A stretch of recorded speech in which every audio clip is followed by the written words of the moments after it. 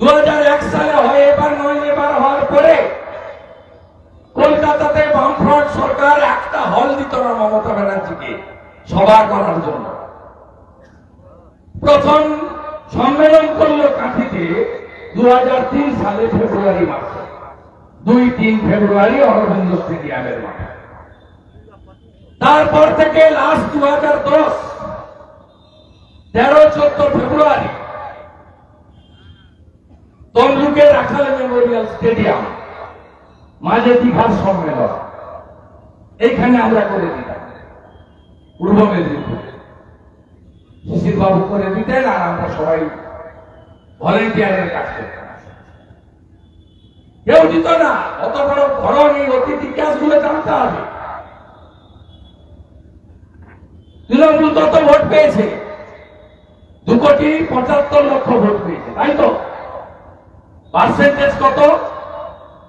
21-এ ছিল 48, এবারে পেয়েছে 45.67, মানে 46।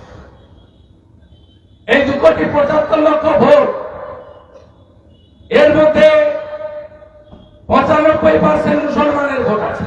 তারা দিয়েছেন, মনে করেছেন বিজেপি হিন্দুদের পার্টি, আমাদের মমতাকে দিতে হবে। তারা উত্তরপ্রদেশেও তাই করেছেন, অন্ধ্র তাই করেছেন, মহারাষ্ট্র তাই করেছেন, সব জায়গায় তাই করেছেন। দিল্লি থেকে দীঘা তারা তাদের মতো অ্যান্টি মোদিজি ভোট করেছেন 95%। 21-এর থেকেও বেশি কনসলিডেশন। ছাপ্পা কত আছে?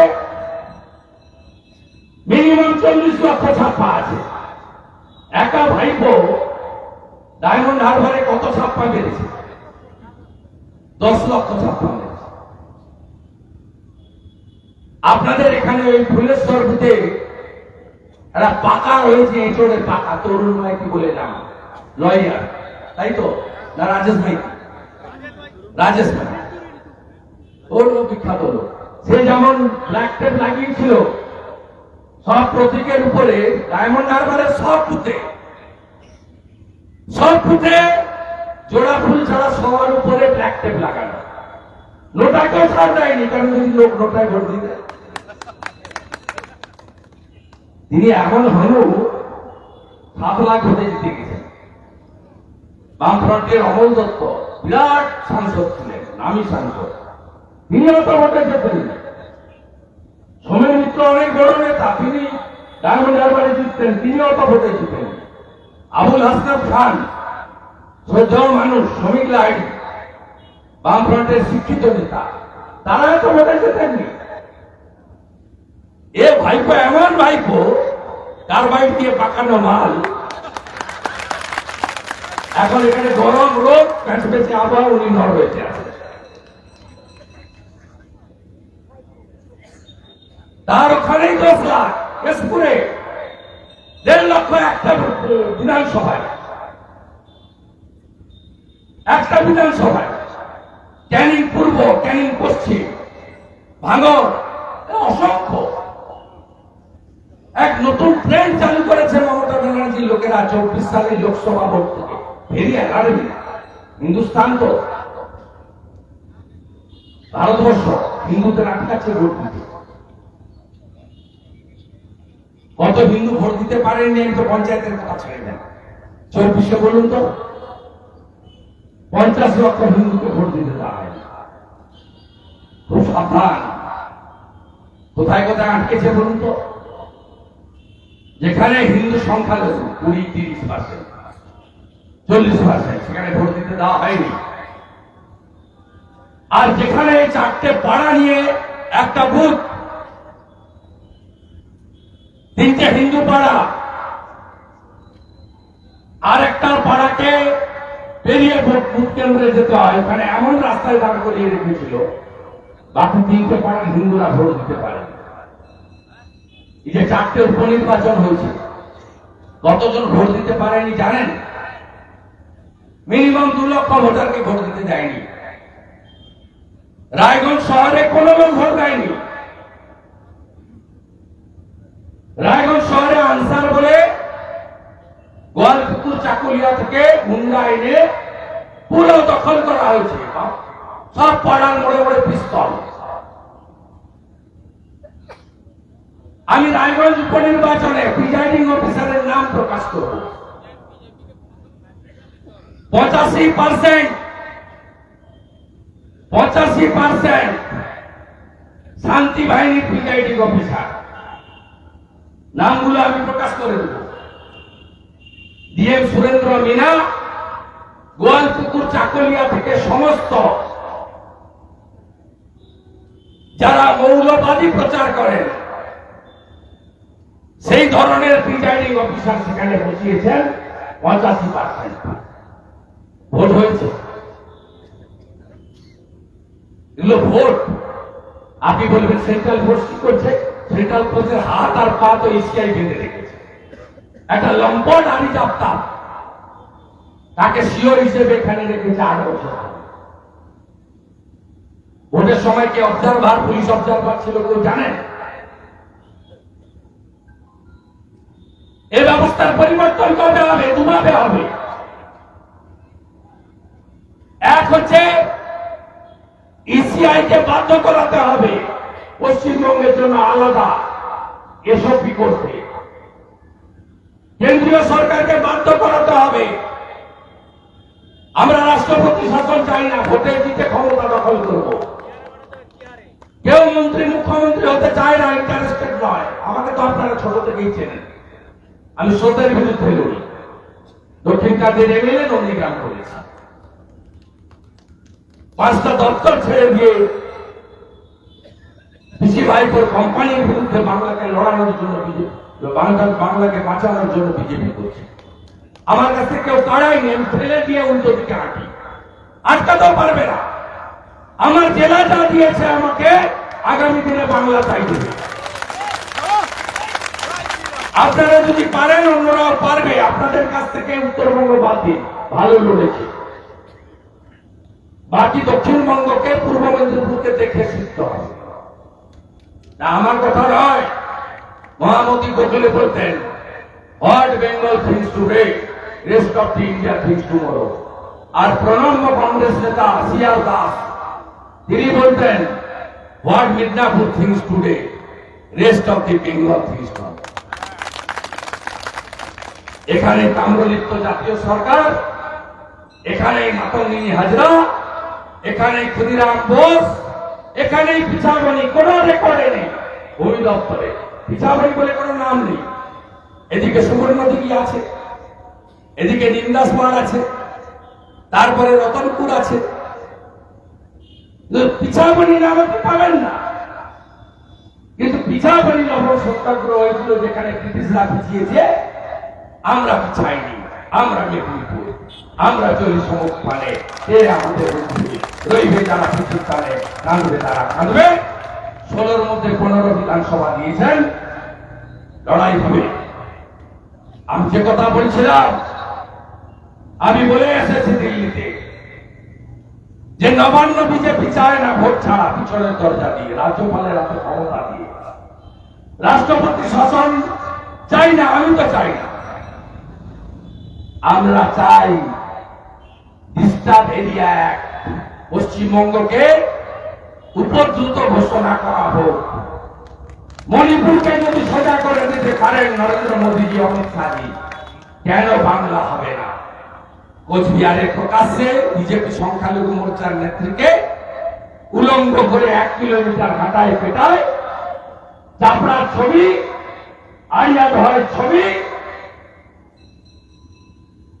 রথিমালা আড়ির রক্তাক্ত দেহ, সঞ্জয় বেলা এক সার্ভিসম্যান পুলিশি লোকাপে পিটিয়ে মারা,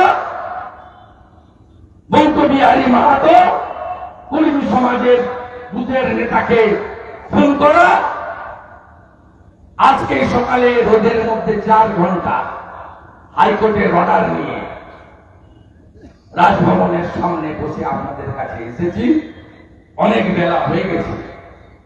এ লড়াই চলছে, এ লড়াই চলবে এবং জনগণই পারবে এই অবস্থা থেকে বাংলাকে মুক্তি দিতে। হতাশার কোনো জায়গা নেই।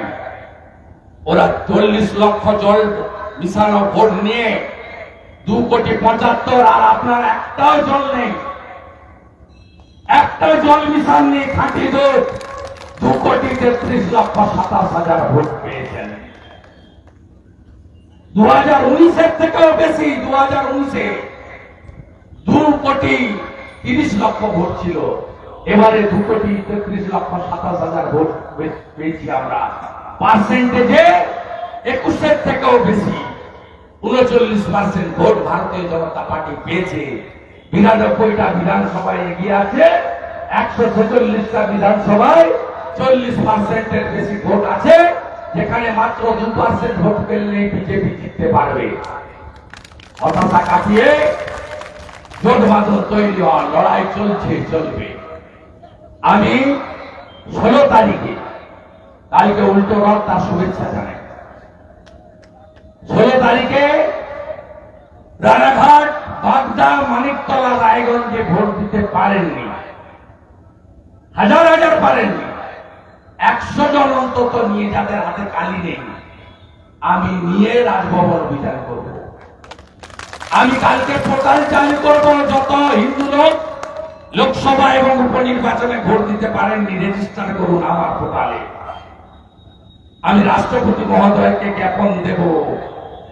বাবা সাহেব আম্বেদকর ভোট দেওয়ার অধিকার দিয়ে গেছে, হিন্দুস্তানে হিন্দুদের ভোট দেওয়ার অধিকার কেড়ে নিয়েছে মমতা ব্যানার্জি আর তার আলালের দুলাল তাজামুল হামিদুররা। প্রয়োজনে উচ্চ আদালত নয়, উচ্চতর আদালতে গিয়ে এই সাংবিধানিক অধিকার কেড়ে নেওয়ার বিরুদ্ধে আমাদের লড়াই চলছে, চলবে। আগামী 18 তারিখ আমি নন্দীগ্রামে হাঁটবো, লক্ষ্য রাখবেন আপনারা। কেন হাঁটবো? মমতা ব্যানার্জি 29টা সিট পাওয়ার পরে কি কি দিয়েছে? পেট্রোল ডিজেলে 1 টাকা করে দাম বাড়িয়েছে, জমি কেনা বেচায় 2% স্ট্যাম্প ডিউটি বাড়িয়েছে, ইলেকট্রিকের বিল 3 গুণ বাড়িয়েছে। মার্চে যা ছিল মেয়েতে তার 3 গুণের বিল এসছে, ট্যারিফটা তুলে দিয়েছে। ধরতে পারছেন না আপনারা? আগে ইউনিটে কত ছিল, ইউনিটের মাঝখান থেকে তুলে দিয়েছে। এই জনবিরোধী নীতি। মমতা ব্যানার্জি আলুর মালা পরে মিছিল করতেন বিরোধী নেত্রী, এখন তো মুখ্যমন্ত্রী। আলু তো মহারাষ্ট্র থেকে আসে না। 12 টাকার আলু 35 টাকা, এত দাম খাবো কি? বেশি তুমি যাবে কি না? 19 তারিখ থেকে রানাঘাট দক্ষিণ সহ যেখানে যেখানে ভোট দিতে দেয়নি, বাড়ি ভেঙেছে, সারা রাত্রি ধরে বাড়ি ভেঙেছে, ভয়ঙ্কর। সেখানে চাপড়া থেকে গুন্ডা এনে, চাকদা থেকে গুন্ডা এনে করা হয়েছে। সবার কাছে হবে। লড়াই চলছে, চলবে। কারো ডাকের অপেক্ষায় থাকবেন না। সর্বত্র মিছিল, মিটিং, স্থানীয় স্তরে আওয়াজ তুলুন, জোট বাঁধন তৈরি হন।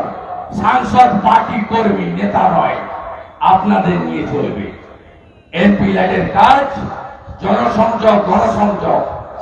সাংসদের ঠিকানা দেখা করার সময় সুনির্দিষ্টভাবে থাকবে।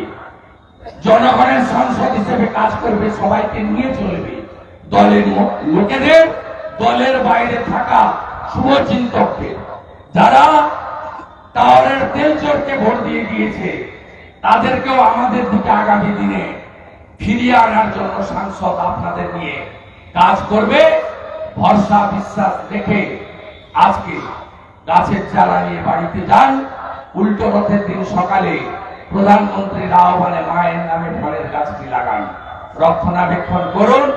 এই গাছ 26 সালে ফল দেবে এবং মমতা তার ভাইপো দুজনেই যাবে। সবাই ভালো থাকবেন। ভারত মাতা কি জয় শ্রীরাম, জয় জয় শ্রীরাম।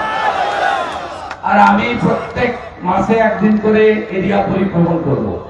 এ মাসের 27 তারিখে আমি 2টো বিধানসভায় যাব, অরূপম জানিয়ে দেবেন। সুপ্রিম কোর্ট 4 সপ্তাহে স্থগিতাদেশ দিয়েছে। তৃণমূল বলছে সেই নিকট তালিকা বিগত বোর্ডের সময়ও ছিল। বিগত বোর্ডের সময় ছিল, এখন মৃত থাকবে কেন? মৃত থাকবে কেন? বিগত বোর্ডের সময় যদি থেকে থাকে তা এখন থাকবে কেন? দেখুন কে কি করেছে আমি জানি না, মৃতর নাম ভোটার তালিকায় থাকা উচিত। তৃণমূল খুব স্বচ্ছন্দ, মৃত অ্যাবসেন্ট থাকলে ছাপ্পা মারতে পারে, মৃত না থাকলে তৃণমূলের সমস্যা। ছাপ্পা ছাড়া তো তৃণমূল নেই। ছাপ্পা মারতে না পারলে আর হিন্দু ভোটারকে না আটকাতে পারলে তৃণমূল নেই। খুব লজ্জা লাগে, হিন্দুস্তানে আমরা আছি, হিন্দু ভোটারদের ভোট দিতে দেয় না। কাঁথিতে এখন নতুন করে পুলিশকে থ্রেট, প্রাণনাশের হুমকি। এবার ফালতু কথা, ও যে দর বাড়ানো কথাবার্তা, কে কাকে থ্রেট করে? ওগুলোকে লোক ভাবে চোর, ওগুলোকে কে কি? ও ফালতু ইমেজ বাড়ানোর জন্য। ওই জয়ন্ত তো মদন আর সৌগতর লোক, সৌগত রায় ভোট করেছে কদিন আগে। পূর্ব মেদিনীপুরকে দেখেই কি আগামী দিনে 26-এর পালা পরিবর্তন হবে? না না, এরা যেটা করেছে আমি বলবো দক্ষিণবঙ্গে, উত্তরবঙ্গে বিজেপি শক্তিশালী, মালদা থেকে কোচবিহার, তাদের শেখানোর দরকার নেই। কিন্তু দক্ষিণবঙ্গে বিশেষ করে কলকাতা লাগোয়া জেলাগুলোতে পূর্ব মেদিনীপুরই তো মডেল হওয়া উচিত এবারের ভোটের পরে। খারাপ কিছু নয়, যার যা ভালোটা আছে নিতে হবে। 16টার মধ্যে 15টা বিধানসভায় লিড হয়েছে, ভোটের পার্সেন্টেজে প্রায় 5%-এর গ্যাপ টিএমসির সঙ্গে। গরিষ্ঠ সংখ্যক বুথে লিড। ভাইরাল ভিডিও রাজ্যের যে আইন শৃঙ্খলা পরিস্থিতি খারাপ হয়েছে সেটা প্রমাণ করছে, কিন্তু রাস্তায় কর্মীকে দেখা যাচ্ছে না। বিজেপি কর্মী দেখা যাচ্ছে না, এখানে 6000 লোক কি করতে এসেছিল? আন্দোলন হ্যাঁ, বিজেপি কর্মীরা মমতা ব্যানার্জির মতো এরকম উচ্ছৃঙ্খল আন্দোলন করে না। সিপিএমের তালা লাগানো আন্দোলন ছিল, আর মমতার ছিল ভাঙচুরের আন্দোলন, অবরোধ করা আর রাস্তায় লোককে ঘন্টার পর ঘন্টা দাঁড় করে রাখা। বিজেপি এগুলো করে না, বিজেপি গণতান্ত্রিকভাবে করে। আজকে আমরা আহ্বান করেছি, 17 তারিখ রাজ্যের সভা আছে, সেখান থেকেও ঘোষণা হবে বিজেপি রাস্তায় নামবে, গণতান্ত্রিকভাবে নামবে, কোনো মানুষকে কষ্ট না দিয়ে। টুরিস্টরা আসবে দীঘা, মন্দারমণি, আপনি হঠাৎ করে বাজকুল হেঁড়িয়াতে না বলে 4 ঘন্টা ঘিরে দিলেন, ওটা কি ভালো রাজনীতি নাকি?